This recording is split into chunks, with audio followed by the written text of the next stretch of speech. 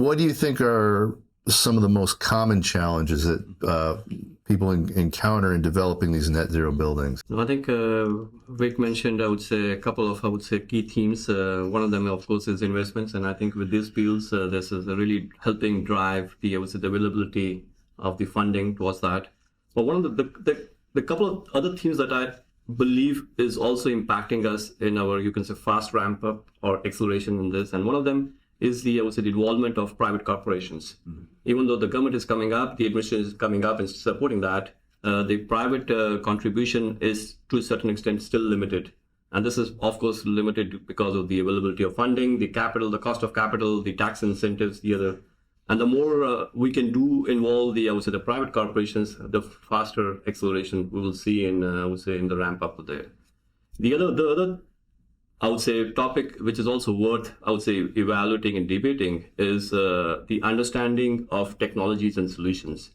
And I think it all starts way back in our college education, our school education, because I think the technology has evolved so much in the last few years that what we are teaching kids in the college and how much they understand the technologies and solution, and as they graduate, how much they're bringing this knowledge in their design and in architects and in construction materials.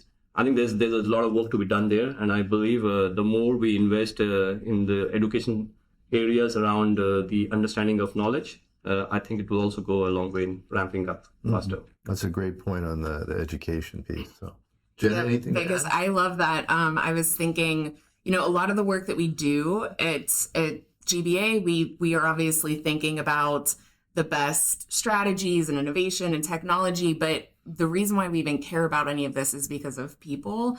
I mean, people are the people occupy buildings, and so how are we designing the best places for people? But thinking about the whole spectrum of the human side of it, it's, convincing an owner, regardless of what sector they're in, maybe it's a homeowner or a private company, as you had mentioned, or, your local government, higher education, a K through 12 school. How do you convince the owner that they want to make a decision and do these investments and create a healthier, more efficient, near zero building?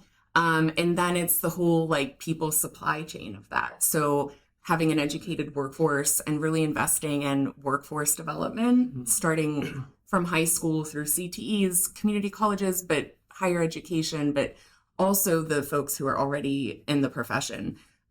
We often are designing great buildings or making these investments, and then we need to make sure that the people who occupy them, or even the facilities team who operate and maintain them on a daily basis, know how to do that as we continue to innovate and evolve. So great points. Excellent. Great inputs, everybody.